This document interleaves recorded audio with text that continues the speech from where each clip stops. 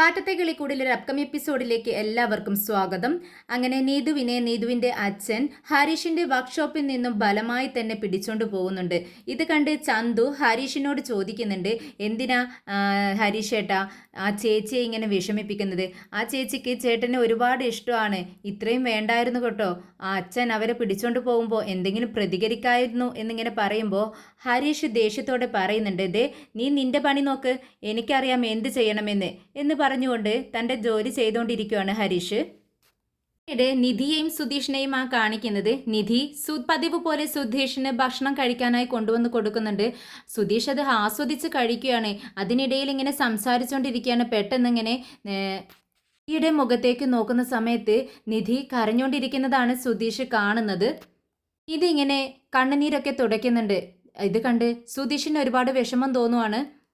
ഏയ് നിങ്ങൾ കരയുവാണോ? ഏയ് ഒന്നുമില്ല, ഞാൻ കരയുന്നൊന്നുമില്ല എന്നിങ്ങനെ നിധി പറയുന്നുണ്ട്. ഇല്ല, എന്തു പറ്റി നിങ്ങൾക്കെന്ന് സുധീഷ് ചോദിക്കുകയാണ്. അത് ഞാൻ എന്നെപ്പറ്റി തന്നെ ചിന്തിക്കുകയായിരുന്നു, ഈ വീടിനെ പറ്റിയും. എനിക്ക് ഇഷ്ടമുള്ളതൊന്നും ഈ വീട്ടിൽ സംഭവിച്ചിട്ടില്ല. എങ്കിലും ഈ വീട്ടിൽ ഞാൻ ഇനി കുറച്ചു കാലം മാത്രമല്ലേ ഇനി ഉണ്ടാവുള്ളൂ, കുറച്ച് ദിവസങ്ങൾ മാത്രം. അതിനുശേഷം ഇവർ എന്നെ ഒരുത്തനോടൊപ്പം അയക്കാൻ തീരുമാനിച്ചിരിക്കുകയല്ലേ. ഞാൻ എന്തെല്ലാം ആഗ്രഹിച്ചു എന്ന് അറിയാവോ? +2 ഞാൻ സ്കൂൾ ടോപ്പറായിരുന്നു. ഞാൻ പുറത്തു പോയി പഠിക്കണമെന്ന് ആഗ്രഹിച്ചതായിരുന്നു. പക്ഷേ അച്ഛനും അമ്മയും എന്നെ പിരിഞ്ഞിരിക്കാൻ പറ്റത്തില്ലെന്ന് പറഞ്ഞ് എന്നെ ഇവിടുത്തെ സ്കൂളിൽ തന്നെ ചേർത്തു. ഞാൻ യൂണിവേഴ്സിറ്റി റാങ്ക് മെഡലിസ്റ്റാണ്. എനിക്ക് തുടർന്ന് പഠിക്കണമെന്ന് പറയുന്ന സമയത്ത് അവരെന്നെ വിവാഹം കഴിച്ച് അയക്കാൻ നോക്കുന്നു. എനിക്ക് അയാളെ പിടിക്കില്ലെന്ന് പറയുമ്പോൾ അയാളെ അവർക്കിഷ്ടമാണെന്ന് പറഞ്ഞ് എന്നെ എൻ്റെ തലയിൽ അവനെ കെട്ടിവെക്കുന്നു. എൻ്റെ വാക്കുകൾ കേൾക്കാൻ ഇവിടെ ആർക്കും താല്പര്യമില്ല. അവർക്കിഷ്ടമുള്ളത് എൻ്റെ മേലിങ്ങനെ അടിച്ചേൽപ്പിക്കുന്നു. ആ സൂര്യയോട് ഞാൻ ഒരുപാട് സംസാരിച്ചു നോക്കി, പക്ഷേ അവനും ഞാനും ഒരിക്കലും സെറ്റാവത്തില്ല. ഞാൻ വേറൊരു ലെവലിലാണ്, അവൻ വേറൊരു ലെവൽ. ഒരിക്കലും ഒരു കാലത്തും ഞങ്ങൾ തമ്മിൽ സെറ്റാവില്ല. അവൻ്റെ സ്വപ്നത്തിൽ ഞാൻ അവൻ്റെ പിള്ളേരെയും സംരക്ഷിച്ച് അവൻ്റെ വീട്ടിലിരിക്കണം. അവനിക്ക് വേണ്ട ജോലികളെല്ലാം ചെയ്തു കൊടുത്ത് പുറത്തു പോകാനും പാടില്ല, പഠിക്കാനും പാടില്ല, ജോലി ചെയ്യാനും പാടില്ല. എനിക്ക് അങ്ങനെയുള്ളൊരു ലൈഫ് ചിന്തിക്കാനേ കഴിയില്ല. 5 മിനിറ്റ് പോലും അവനോടൊപ്പം ഒരു കോഫി കുടിക്കുന്ന സമയത്തും പോലും അവനോടൊപ്പം ഇരുന്ന് എനിക്ക് സംസാരിക്കാനോ സമയം ചെലവഴിക്കാനോ എനിക്ക് കഴിഞ്ഞിട്ടില്ല. പിന്നെ ഞാൻ ലൈഫ് ലോങ് എങ്ങനെ അവനോടൊപ്പം ജീവിക്കുമെന്നാണ് ചിന്തിക്കുന്നത്. നിധി ഇങ്ങനെ കരയുന്നത് കേട്ടിട്ട് സുധീഷ് പറയുന്നുണ്ട്, ഏയ് കരയാതെ, നിങ്ങളിങ്ങനെ കരയാതിരിക്കേ. ഉടനെ നിധി പറയുന്നുണ്ട്, എന്താ നിങ്ങളെക്കൊണ്ട് എന്ത് ചെയ്യാൻ കഴിയും? ഇനിയും അവനെ തട്ടിക്കൊണ്ടാ പോവാനല്ലേ നിങ്ങളെ കൊണ്ട് കഴിയത്തുള്ളൂ. അതൊന്നും വേണ്ട. ഇത് കേട്ടതും സുധീഷ് പറയുന്നുണ്ട്, നിങ്ങൾ കരയാതിരിക്കേ, ഞാൻ എന്തെങ്കിലുമൊക്കെ ചെയ്ത് ഈ കല്യാണം എങ്ങനെയെങ്കിലും മുടക്കിയിരിക്കും. ഞാൻ നിങ്ങൾക്ക് തന്ന വാക്കല്ലേ, ഞാൻ പാലിച്ചിരിക്കും. ഇപ്പം തന്നെ രജിസ്ട്രേഷൻ മുടക്കാൻ എന്നെ കൊണ്ട് കഴിഞ്ഞില്ലേ, അതുപോലെ തന്നെ വിവാഹവും ഞാൻ മുടക്കിയിരിക്കും. നിങ്ങളിങ്ങനെ അച്ഛൻ പറഞ്ഞു അമ്മ പറഞ്ഞു എന്നൊക്കെ പറഞ്ഞ് നിങ്ങൾക്ക് ഇഷ്ടമില്ലാത്ത വിവാഹത്തിന് സമ്മതിക്കരുത്. നിങ്ങളുടെ ലൈഫാണ്, അത് നിങ്ങൾ കാണിക്കണം. അതെങ്ങനെ കൊണ്ടുപോകണമെന്ന് തീരുമാനിക്കേണ്ടത് നിങ്ങളാണ്. അതുകൊണ്ട് തന്നെ ഈ വിവാഹം, നിങ്ങൾക്ക് ഇഷ്ടമില്ലാത്ത വിവാഹം ഒരിക്കലും നടക്കില്ല. ഞാൻ നിങ്ങൾക്ക് ഉറപ്പ് തരുന്നു, ഈ വിവാഹം ഞാൻ മുടക്കിയിരിക്കും. ആ കാറിലിരുന്ന് അവൻ സംസാരിക്കുന്നത് കേട്ട് എനിക്ക് തന്നെ സഹിക്കാൻ കഴിഞ്ഞില്ല. പിന്നെ ലൈഫ് ലോങ് നിങ്ങൾ എങ്ങനെ അവനെ സഹിക്കാനാ? അതുകൊണ്ട് ഒരിക്കലും ഈ വിവാഹത്തിന് സമ്മതിക്കരുത് കേട്ടോ. അച്ഛനും അമ്മയും ഒന്നുമല്ല നിങ്ങളോടൊപ്പം ജീവിക്കുന്നത്, നീയാ അവനോടൊപ്പം ജീവിക്കേണ്ടത് വരുന്നത്. അതുകൊണ്ട് അതിനെക്കുറിച്ച് അച്ഛനും വേണ്ടി അമ്മയ്ക്ക് വേണ്ടി എന്ന് പറഞ്ഞുകൊണ്ട് ഈ വിവാഹത്തിന് ഒരിക്കലും സമ്മതിച്ചു കൊടുക്കരുത്. ഇത് കേട്ടതും നിധി പറയുന്നുണ്ട്, ഇനി ഈ വിവാഹം മുടക്കാൻ വേറെ എന്തെങ്കിലും ഒരു ഓപ്ഷൻ ഉണ്ടോ? എനിക്ക് വിവാഹം വേണ്ട. എന്നാൽ ഈ വിവാഹം നിർത്തിവെക്കാൻ എന്തെങ്കിലും ഒരു ഓപ്ഷൻ ഉണ്ടോ? അതില്ലല്ലോ. ശരി, ഈ വിവാഹം നടത്താതിരിക്കാൻ നിന്റെ വഴി ഒരേ ഒരു ഓപ്ഷനല്ലേ ഉള്ളൂ. അന്നത്തെ പോലെ രജിസ്ട്രേഷൻ മുടക്കാൻ വേണ്ടി നീ അവനെ തട്ടിക്കൊണ്ടുപോയി. അതുപോലെ അവനെ തട്ടിക്കൊണ്ടുപോകുക മാത്രമല്ലേ ഒരു ഓപ്ഷനായിട്ടുള്ളൂ. ഇത് കേട്ടതും സുധീഷ് ഇങ്ങനെ ചിന്തിക്കുന്നുണ്ട്, നിധി പറഞ്ഞത് ശരിയാണല്ലോ.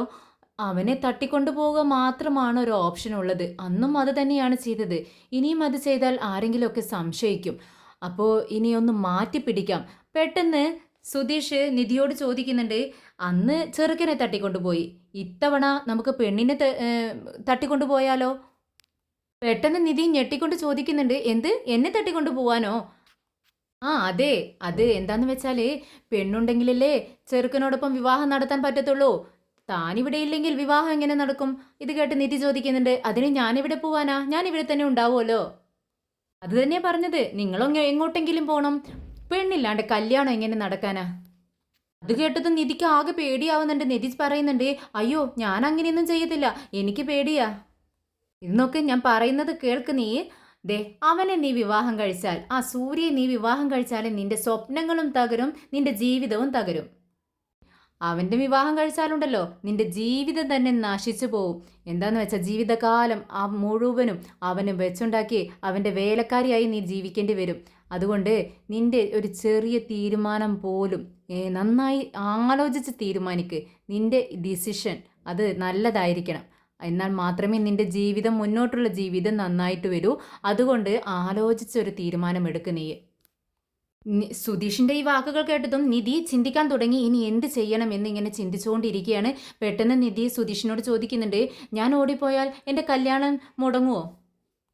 പിന്നെ കല്യാണം മുടങ്ങും എന്ന് പറയാട്ടോ സുധീഷ്. ഇത് കേട്ടിട്ട് നിധി പറയുന്നുണ്ട്, ഇല്ല എൻ്റെ അച്ഛൻ വിഷമിക്കില്ലേ, എനിക്കത് ചിന്തിക്കാൻ പോലും കഴിയില്ല. ഇത് കേട്ടിട്ട് സുധീഷ് പറയുന്നുണ്ട്, ദേ നീ ഇപ്പോൾ വിഷമിച്ചിരിക്കല്ലേ, എന്നിട്ട് നിൻ്റെ അച്ഛന് വല്ല കുഴപ്പമുണ്ടോ? ഒരു കുഴപ്പമില്ല. എന്നാലും സുനിധി ഇങ്ങനെ ആലോചിച്ചിട്ട് പറയുന്നുണ്ട്, ഇല്ല എനിക്കതിന് സാധിക്കില്ല, എൻ്റെ അച്ഛനെ വിഷമിപ്പിക്കാൻ എനിക്ക് സാധിക്കില്ല. എൻ്റെ അച്ഛൻ പാവമാണ്, അദ്ദേഹത്തിന് അത് അപമാനമായിരിക്കുമെന്ന് നിധി പറയുന്നുണ്ട്. നിങ്ങൾക്ക് വേണ്ടിയാണ് ഞാൻ ഇതൊക്കെ പറയുന്നതും ചെയ്യുന്നതും. നിങ്ങളുടെ കോർട്ടിലാണ് ബോളുള്ളത്, നിങ്ങൾ തന്നെ തീരുമാനിക്കണം എന്ന് പറയുന്നുണ്ട് സുധീഷ്. അതിനെ ഞാൻ എങ്ങോട്ട് പോകുന്നെന്ന് ഇത് ചോദിക്കുന്നുണ്ട്. ഇത് കേട്ടിട്ട് സുധീഷ് പറയുന്നുണ്ട്, പുറത്തോട്ട് പോയിട്ട് പഠിക്കണമെന്നല്ലേ നിങ്ങളുടെ ആഗ്രഹം, അപ്പോൾ പുറത്തേക്ക് പോകണം. ഇത് കേട്ടതും പെട്ടെന്ന് നിധി പറയുന്നുണ്ട്, ഇല്ല, അങ്ങനെ പോയി കഴിഞ്ഞാൽ എൻ്റെ അച്ഛനത് സഹിക്കാൻ കഴിയില്ല. ഇത് കേട്ടിട്ട് സുധീഷ് പറയുന്നുണ്ട്, അതൊക്കെ നിങ്ങളുടെ തോന്നലാ, അത് സഹിക്കാനുള്ള കഴിവൊക്കെ ദൈവം മനുഷ്യർക്ക് കൊടുത്തിട്ടുണ്ട്. ദേ നോക്ക്, നിങ്ങളെ കാണാനില്ലെന്ന് പറയുമ്പോൾ ഇവിടെ എല്ലാം തിരയും, കുറച്ച് ദിവസം പുറത്ത് തിരയും. അപ്പോൾ പോലീസിലൊക്കെ കംപ്ലൈൻറ്റ് ചെയ്യില്ലേ? ആ, പോലീസിലൊക്കെ കംപ്ലൈൻറ്റ് ചെയ്യും. കംപ്ലൈൻറ്റ് ചെയ്ത് അവർ കൂടി തിരയട്ടെ. ദേ, കല്യാണം മുടങ്ങണം എന്നുണ്ടെങ്കിൽ ആ സമയത്ത് നിങ്ങൾ ഇവിടെ ഉണ്ടാവാൻ പാടില്ല. ആ സമയത്ത് ഇവിടെ നിന്നും മുങ്ങിക്കൊള്ളണം. എന്നിട്ട് കല്യാണത്തിൻ്റെ ടൈമൊക്കെ കഴിഞ്ഞ് കുറച്ച് ദിവസങ്ങൾ കഴിഞ്ഞാൽ നിങ്ങൾക്ക് വേണമെങ്കിൽ ഇങ്ങോട്ട് തന്നെ തിരിച്ചു വരാം. അങ്ങനെ തിരിച്ചു വന്നിട്ട് ഞാൻ എന്ത് ചെയ്യും? തിരിച്ചു വന്നിട്ട് നിങ്ങൾ എല്ലാവരുടെയും കാലിൽ അങ്ങ് വീണേക്കണം. മാനോ അഭിമാനമൊന്നും നോക്കരുത്, എല്ലാവരുടെയും കാലിൽ വീണേക്കണം. പോലീസും എത്തും, അവരോടും പറഞ്ഞേക്കണം എനിക്ക് ഈ വിവാഹത്തിന് സമ്മതമല്ലാത്തതുകൊണ്ട് ഞാൻ ഈ വീട് വിട്ടു പോയി. അല്ല, ഞാൻ തിരിച്ചു വന്നതിന് ശേഷം വീണ്ടും അവൻ്റെ കയ്യിൽ എന്നെ പിടിച്ചു കൊടുത്താലോ? അങ്ങനെ ചെയ്യത്തില്ലേ എൻ്റെ അച്ഛൻ എന്ന് ചോദിക്കാട്ടോ നിധി. ഇത് കേട്ടിട്ട് സുധീഷ് പറയുന്നുണ്ട്, ദേ അങ്ങനെയൊന്നും ചെയ്യത്തില്ല. ഈ വിവാഹം മുടങ്ങിയാൽ ഉടനെ തന്നെ ആ സൂര്യ ഉണ്ടല്ലോ, അവൻ അടുത്ത ഫ്ലൈറ്റ് പോയി പിടിച്ച് ഓസ്ട്രേലിയയിലേക്ക് അങ്ങ് പറന്നോളും. ഇതിലും വലിയൊരു മാനക്കേട് അവനിനി വരാനുണ്ടോ? ഇല്ല. അതുകൊണ്ട് നാണം കെട്ടവൻ ഓടും. പിന്നെ തൻ്റെ അച്ഛൻ ഒരിക്കലും പിന്നീട് അങ്ങനെ ചിന്തിക്കത്തില്ല. എന്തായാലും ഒരടി കിട്ടിയതല്ലേ അച്ഛന്. വിവാഹത്തിന് സമ്മതമല്ലാത്തതുകൊണ്ട് നീ വീട് വിട്ടുപോയി. പിന്നീട് വീണ്ടും ആ വിവാഹം ഉറപ്പിച്ചു കഴിഞ്ഞാൽ എന്തെങ്കിലുമൊക്കെ നീ ചെയ്യുമെന്ന് അവർക്കൊരു പേടി വരും. അതുകൊണ്ട് തന്നെ ആ ഭയം കൊണ്ട് അവർ ഇനി ഒരിക്കലും നിന്റെ വിവാഹത്തെക്കുറിച്ച്, അങ്ങനെ ഇഷ്ടമില്ലാത്ത വിവാഹത്തെക്കുറിച്ച് ഒരിക്കലും ചിന്തിക്കില്ല. അതുകൊണ്ട് തനിക്ക് ഇഷ്ടമുള്ളതുപോലെ പുറത്തൊക്കെ പോയി പഠിച്ച് ഒരു ജോലിയൊക്കെ നേടി സുഖമായി നിനക്ക് ജീവിക്കുകയും ചെയ്യാം. എങ്ങനെയുണ്ട് എൻ്റെ ഐഡിയ എന്നിങ്ങനെ സുധീഷ് ചോദിക്കുന്നുണ്ട്. സുധീഷിനെ നോക്കിക്കൊണ്ട് നിധി ഇങ്ങനെ ആലോചിച്ചിരിക്കുക. ഇത് കണ്ടിട്ട് സുധീഷ് ചോദിക്കുന്നുണ്ട്, ദേ നിങ്ങൾ വിചാരിക്കുന്നത് പോലെ തന്നെ നല്ലൊരു ജീവിതം നിങ്ങളെ കാത്തിരിക്കുന്നതുണ്ട്. എന്തായാലും നിങ്ങളുടെ തീരുമാനം പോലെ ഇരിക്കും നിങ്ങളുടെ ഭാവി. ആലോചിച്ച് ഒരു തീരുമാനമെടുക്ക്. ഒരു 5 മിനിറ്റ് പോലും നിധിക്ക് ചിന്തിക്കേണ്ടി വന്നില്ല. പെട്ടെന്ന് നിധി പറയുന്നുണ്ട്, ഇല്ല, എനിക്ക് അങ്ങനെയൊന്നും ചിന്തിക്കാൻ പോലും സാധിക്കുന്നില്ല. നിങ്ങൾ പറയുന്നത് പോലെയൊന്നും ചിന്തിക്കാൻ പോലും എനിക്ക് കഴിയില്ല. പാവമാണ് എൻ്റെ അമ്മ, എൻ്റെ ചേട്ടൻ, എൻ്റെ അച്ഛൻ, അവരൊക്കെ പാവമാണ്. അവരെനിക്ക് വേണ്ടി എത്രത്തോളം കഷ്ടപ്പെടുന്നു, അതൊന്നും കാണാത്തതുപോലെ എനിക്ക് അങ്ങനെയൊന്നും ചെയ്യാൻ ഒരിക്കലും കഴിയില്ല, എനിക്ക് ചിന്തിക്കാനേ കഴിയില്ല എന്ന് പറഞ്ഞ് നിധി പെട്ടെന്ന് എഴുന്നേറ്റ് റൂമിലേക്ക് പോവുകയാണ്. എന്നാൽ പെട്ടെന്ന് തന്നെ റൂമിൽ നിന്ന് നിധി തിരിച്ചു വരികയാണ്. എന്നിട്ട് ഇരുന്ന സ്ഥലത്ത് തന്നെ ചെയറിൽ തന്നെ ഇരിക്കുകയാണ്. നിധിയുടെ ആ വരവ് കണ്ട് നമ്മുടെ സുധീഷിന് ചിരി വരുന്നുണ്ട്. ദേ എല്ലാം നടക്കും, നിങ്ങളൊന്ന് ചിന്തിക്ക് എന്നിങ്ങനെ പറയുമ്പോൾ നിധി പറയുന്നുണ്ട്, ദേ ഈ വിവാഹം നടന്നാൽ എന്ത്, നടന്നില്ലെങ്കിൽ എന്ത്, 2000 നിങ്ങൾക്ക് എന്താ കുഴപ്പം? ദേ എന്നെ ഇങ്ങനെ കൺഫ്യൂസ് ചെയ്യിക്കല്ലേ, എനിക്ക് ആകെ ടെൻഷൻ ആവുന്നു, ഞാൻ പോവാ എന്ന് പറഞ്ഞുകൊണ്ട് പെട്ടെന്ന് നിധി അവിടെ നിന്ന് എഴുന്നേറ്റ് ശരിക്കും അങ്ങ് റൂമിലേക്ക് കയറി പോകുന്നുണ്ട്. എന്നാൽ സുധീഷ് ഇങ്ങനെ മനസ്സിൽ ചിന്തിക്കുന്നുണ്ട്, ഇല്ല, ഈ വിവാഹം നടക്കില്ല. നിധി ഞാൻ പറയുന്നത് പോലെ തന്നെ ചെയ്യും, അതെനിക്ക് ഉറപ്പാണ്. നിധി എനിക്കുള്ളതാണ്, വിവാഹം മുടങ്ങും. അങ്ങനെ രണ്ട് കാര്യവും ഞാൻ ചിന്തിക്കുന്ന രണ്ട് കാര്യവും, ഞാൻ ആഗ്രഹിക്കുന്ന ഈ രണ്ട് കാര്യവും അത് നടന്നിരിക്കും. നീല ഇങ്ങനെ റൂമിൽ ചെന്നിരുന്നോണ്ട് നമ്മുടെ സുധീഷ് പറഞ്ഞ കാര്യങ്ങൾ ഇങ്ങനെ ഓർത്തോണ്ടിരിക്കുകയാണ്. പെട്ടെന്ന് നില പറയുന്നുണ്ട്, ഇല്ല ഇല്ല, അങ്ങനെയൊന്നും ചെയ്യണ്ട, അതൊക്കെ തെറ്റാണ് നില. അവൻ പറയുന്നത് പോലെ നീ ചെയ്യരുതെന്നിങ്ങനെ അവളുടെ ആത്മാവ് പറയുന്നത് പോലെ അവൾക്ക് ഇങ്ങനെ തോന്നുവാണ്. പക്ഷേ സൂര്യയുടെ കാര്യങ്ങൾ ആലോചിക്കുമ്പോൾ, ഓരോ നിമിഷവും സൂര്യയോട് സംസാരിക്കുന്ന സമയത്ത് അവൻ്റെ കയ്യിൽ നിന്നും നെഗറ്റീവ് എനർജി അവളിലേക്ക് ഇങ്ങനെ വന്നുകൊണ്ടിരുന്നിരുന്നു. അതെല്ലാം ചിന്തിക്കുന്ന സമയത്ത് നിധിക്ക് ആകെ ദേഷ്യവും ടെൻഷനും ഒക്കെ വരുവാണ്. പിന്നീട് സൂര്യ നിധിക്ക് കോൾ ചെയ്യാണ്. സൂര്യയുടെ നമ്പർ ഫോണിൽ തെളിഞ്ഞു വന്നതും ആകെ ദേഷ്യം വരികയാണ് നിധിക്ക്. നിധിക്ക് ഒട്ടും തന്നെ ആലോചിക്കേണ്ടി വരുന്നില്ല, പെട്ടെന്ന് ആ കോൾ അങ്ങ് കട്ട് ചെയ്യുകയാണ്. എന്നാൽ സൂര്യ ആകെ ദേഷ്യത്തോടു കൂടി വീണ്ടും വീണ്ടും 2-3 തവണ അവൾക്ക് വിളിച്ചുകൊണ്ടിരിക്കുകയാണ്. പക്ഷെ ഓരോ തവണയും നിധി കോൾ കട്ട് ചെയ്യുന്നുണ്ട്. എന്നാൽ ദേഷ്യം വരികയാണ് സൂര്യക്ക്. അങ്ങനെ നിധിയുടെ ചേച്ചിയുടെ ചേട്ടൻ്റെ ഭാര്യ സാന്ദ്രയുടെ ഫോണിലേക്ക് സൂര്യ വിളിക്കുന്നുണ്ട്. സാന്ദ്ര പെട്ടെന്ന് നിധിയുടെ റൂമിലേക്ക് വന്ന്, നിധി ദേ സൂര്യ ലൈനിലുണ്ട് എന്ന് പറഞ്ഞുകൊണ്ട് തൻ്റെ മൊബൈലെടുത്ത് നിധിക്ക് കൊടുക്കുകയാണ്. എന്താ അവനെ വിളിക്കുമ്പോൾ മൊബൈലെടുത്ത് സംസാരിക്കാത്തത്?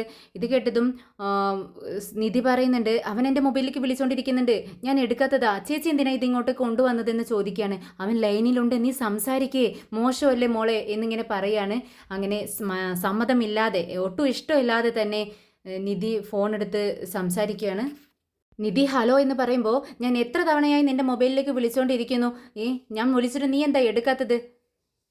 അത് ഞാൻ ഉറങ്ങിപ്പോയി എന്നിങ്ങനെ നിധി പറയുമ്പോൾ, എന്ത് ഉറങ്ങിപ്പോയെന്നോ? ഇല്ല, നീ ഉറങ്ങിയെന്നോ? അത് ഞാൻ വിശ്വസിക്കില്ല.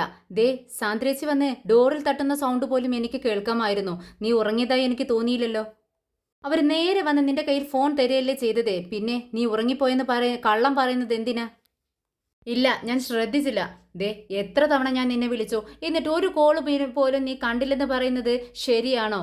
ഇല്ല, ഞാൻ കണ്ടില്ലെന്ന് നിധി വീണ്ടും വീണ്ടും പറയുവാണ് സൂര്യയോട്. നീ ആദ്യം പറഞ്ഞു ഉറങ്ങിപ്പോയെന്ന്, ഇപ്പോൾ പറയുന്നു കണ്ടില്ലെന്ന്. നീ എന്തുകൊണ്ടാണ് എൻ്റെ ഫോൺ എടുക്കാതിരുന്നതെന്ന് പറയണമെന്ന് പറയുമ്പോൾ നിധി പറയുന്നുണ്ട്, ദേ അർജൻറ്റായിട്ട് എന്തെങ്കിലും കാര്യം നിങ്ങൾക്ക് എന്നോട് പറയാനുണ്ടോ, അത് പറ എന്ന് പറയുമ്പോൾ സൂര്യ പറയുന്നുണ്ട്, ദേ ഞാൻ ചോദിച്ച കാര്യത്തിന് നീ മറുപടി പറയുക. എന്തിനാണ് ഞാൻ കോൾ ചെയ്തപ്പോൾ നീ എടുക്കാതിരുന്നത്, എന്തുകൊണ്ടാണെന്ന് പറ. നില, നിങ്ങൾ സംസാരിക്കേ, ഞാൻ കുറച്ച് കഴിഞ്ഞിട്ട് വരാമെന്ന് പറഞ്ഞ് സാന്ദ്ര അവിടെ നിന്നും പോകുന്നുണ്ട്.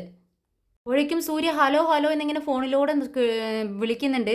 അപ്പോൾ നിധി, ഹലോ, എന്താ നിങ്ങൾക്ക് വേണ്ടതെന്ന് ചോദിക്കുകയാണ്. ദേ കണ്ടോ, ഇപ്പം തന്നെ ഞാൻ പറഞ്ഞത് നീ അനുസരിക്കുന്നില്ല, എനിക്ക് നന്നായി ഹേർട്ടാവുന്നുണ്ട്. ഞാൻ എത്ര തവണ നിന്നെ കോൾ ചെയ്തു, ഞാനാണ് വിളിക്കുന്നത് അറിഞ്ഞിട്ടും നീ ഫോൺ എടുത്തില്ല. നീ ഉറങ്ങിപ്പോയെന്നും നീ കണ്ടില്ലെന്നും നുണ പറയുന്നു. എന്തിനാ നുണ പറഞ്ഞേ, പറ, എന്തിനാ നുണ പറഞ്ഞത്? ഞാൻ കോൾ ചെയ്തിട്ടും നീ എന്തുകൊണ്ട് എടുത്തില്ല എന്ന് എനിക്ക് ഇപ്പോൾ അറിയണം, പറ, എന്താ നീ ഫോൺ എടുക്കാതിരുന്നേന്നിങ്ങനെ വാശി പിടിച്ച് ദേഷ്യത്തോടെ ചോദിക്കുകയാണ് സൂര്യ. എന്നാൽ നിധിക്ക് ഇതൊന്നും ഇഷ്ടപ്പെടുന്നില്ല. നിധി പറയുന്നുണ്ട്, എനിക്ക് ഉറക്കം വരുന്നുണ്ട്. എന്നാൽ വാച്ചിലേക്ക് നോക്കിക്കൊണ്ട് സൂര്യ പറയുന്നുണ്ട്, ടൈം 10 മണിയേ ആവുന്നുള്ളൂ, അപ്പോഴേക്കും നിനക്ക് ഉറക്കം വരുന്നുവെന്നോ? എനിക്ക് ഉറക്കം വരുന്നുണ്ട്, ബാക്കി എന്താണെങ്കിലും നാളെ സംസാരിക്കാമെന്ന് പറഞ്ഞ് നിധി പെട്ടെന്ന് കോള് കട്ട് ചെയ്യുകയാണ്. എന്നാൽ അങ്ങനെയൊന്നും സൂര്യ വിട്ടുകൊടുക്കാൻ തീരുമാനിച്ചില്ല. സൂര്യ പല തവണയായി, 1-2 തവണയല്ല, പല തവണകളിലായി സാന്ദ്രയുടെയും നിധിയുടെയും ഫോണിലേക്ക് മാറി മാറി വിളിച്ചുകൊണ്ടിരിക്കുകയാണ്. 2 ഫോണും ടേബിളിലേക്ക് അങ്ങ് മാറ്റി വെച്ച് നിധി കിടന്നുറങ്ങാൻ വേണ്ടി തലവഴി പുതപ്പിട്ട് കിടക്കുന്നുണ്ട്. പക്ഷേ ഫോൺ മാറി മാറി ഇങ്ങനെ റിങ് ചെയ്യുന്നതുകൊണ്ട് നിധിക്ക് ഉറങ്ങാനേ കഴിയുന്നില്ല. നിധി ഇങ്ങനെ തിരിഞ്ഞും മറിഞ്ഞും ഒക്കെ കിടക്കുന്നുണ്ട്. സൂര്യയാണെങ്കിൽ പല തവണകളായി ഇങ്ങനെ ഒട്ടും ക്ഷമയില്ലാതെ തന്നെ ഇങ്ങനെ വിളിച്ചുകൊണ്ടേയിരിക്കുകയാണ്. സെക്കൻഡ് 1 മിനിറ്റ് പോലും വേസ്റ്റ് ചെയ്യാണ്ട് 2 ഫോണിലേക്ക് മാറി മാറി വിളിച്ചുകൊണ്ടിരിക്കുന്നുണ്ട്. പിന്നീട് നീതുവിൻ്റെ അച്ഛൻ ഹരീഷിൻ്റെ വീട്ടിലേക്ക് കയറി വരികയാണ്. ഇവിടെ ആരുമില്ലേന്ന് ചോദിക്കുന്നുണ്ട്. അപ്പോൾ ഹരീഷിൻ്റെ അച്ഛൻ അവിടെ ഉമ്മറത്ത് നിന്ന് തന്നെ പല്ല് തേച്ചുകൊണ്ടിരിക്കുകയാണ്. എന്താ ഞാനിവിടെ നിൽക്കുന്നത് തനിക്ക് കാണാനില്ലേന്ന് ചോദിക്കുമ്പോൾ, ഞാൻ ഇവിടുത്തെ ഹരീഷിനെ അന്വേഷിച്ചാണ് വന്നത്, അല്ലാതെ നിന്നങ്ങളെ അന്വേഷിച്ചിട്ടല്ല എന്ന് പറഞ്ഞുകൊണ്ട് അകത്തേക്ക് നോക്കിക്കൊണ്ട്, ഇവിടെ ആരുമില്ലടാ എന്ന് ചോദിക്കുന്നുണ്ട്. എന്താണ് നിങ്ങൾ വിചാരിച്ചിരിക്കുന്നത് എന്നിങ്ങനെ ചോദിക്കുകയാണ് നീതുവിൻ്റെ അച്ഛൻ. അപ്പോഴേക്കും സുഭാഷും നികേഷും ഹരീഷും ഒക്കെ അകത്തു നിന്നും വരുന്നുണ്ട്. ഹരീഷ് അദ്ദേഹത്തെ കണ്ടതും എന്തിനാ ഇയാൾ ഇങ്ങോട്ടേക്ക് വന്നത് എന്ന് ചോദിക്കുന്നുണ്ട്. എന്നാൽ സുഭാഷ് തടുക്കുന്നുണ്ട്. നീ ഇവിടെ മിണ്ടാതിരിക്കെ, ഞാൻ ചെന്ന് അയാളോട് സംസാരിക്കാം എന്ന് പറഞ്ഞുകൊണ്ട് സുഭാഷ് പുറത്തേക്ക് ഇറങ്ങി വരുന്നുണ്ട്.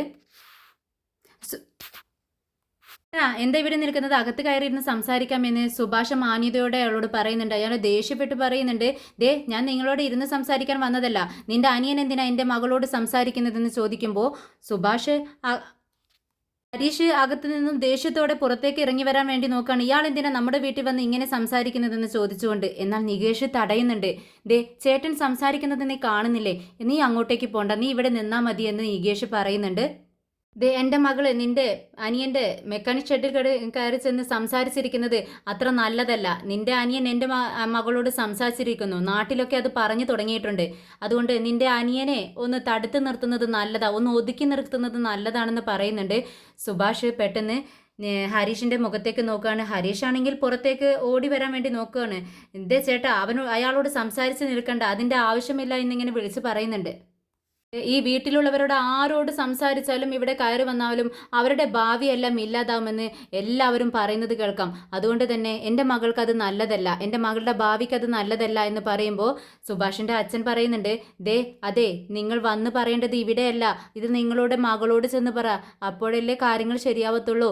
ദേ അച്ഛനൊന്നും മിണ്ടാതിരിക്കേ, ഞാൻ അദ്ദേഹത്തോട് സംസാരിച്ചോളാം എന്ന് പറയുന്നുണ്ട് സുഭാഷ്. ദേ ചേട്ടാ, എൻ്റെ അനിയൻ നിങ്ങളുടെ വീട്ടിലേക്ക് വന്നോ, അതോ നിങ്ങളുടെ മകൾ കോളേജിലേക്ക് പോകുമ്പോൾ വഴിയിലെങ്ങാനും തടഞ്ഞു വെച്ച് സംസാരിച്ചോ, അങ്ങനെ എന്തെങ്കിലും സംഭവിച്ചോ? ഉടനെ തന്നെ നീതുവിൻ്റെ അച്ഛൻ പറയുന്നുണ്ട്, ഇല്ല അങ്ങനെയൊന്നും സംഭവിച്ചിട്ടില്ല. എൻ്റെ മകള് നിന്റെ അനിയൻ്റെ ഷോപ്പിലേക്ക് എന്തിനു പോകണം? ഇത് കേട്ടിട്ട് സുഭാഷ് ചോദിക്കുന്നുണ്ട്, അത് നിങ്ങളുടെ മകളോട് തന്നെ ചോദിക്കണ്ടേ? അപ്പോൾ നീതുവിൻ്റെ അച്ഛൻ പറയുന്നുണ്ട്, അത് എൻ്റെ മകള് വരുന്ന സമയത്ത് അവൻ സംസാരിക്കുന്നത് കൊണ്ടല്ലേ എൻ്റെ മകൾ വീണ്ടും വീണ്ടും ആ ഷോപ്പിലേക്ക് ചെല്ലുന്നത്. ഒരാളൊരു ഷോപ്പിലേക്ക് വരുമ്പോൾ അവരോട് സംസാരിക്കണം, അല്ലാതെ മിണ്ടാതിരിക്കാൻ പറ്റുമോ? അതും ഒരു പെൺകുട്ടി സംസാരിക്കുമ്പോൾ അത് സംസാരിക്കണ്ട എന്ന് പറയും. അങ്ങനെയൊന്നും ഞാൻ എൻ്റെ അനിയനെ വളർത്തിയിട്ടില്ല. എൻ്റെ അനിയനെ ഞാൻ നല്ലപടി തന്നെയാണ് വളർത്തി വെച്ചിരിക്കുന്നത്. എന്നാൽ ഹരീഷ് അകത്തു നിന്നും വിളിച്ച് പറയുന്നുണ്ട്, ചേട്ടാ ഞാൻ അവരുടെ മകളോട് സംസാരിക്കാറില്ല, അതുകൂടി ഒന്ന് പറ. അപ്പോൾ സുഭാഷ് പറയുന്നുണ്ട്, എടാ ഹരീഷേ നീ മിണ്ടാതിരിക്കേ, ഞാൻ സംസാരിക്കല്ലേ, നീ ഇവിടെ മിണ്ടാതിരിക്കേ. അവൻ പറഞ്ഞത് കേട്ടല്ലോ, അവൻ നിങ്ങളുടെ മകളോട് സംസാരിക്കാറില്ല.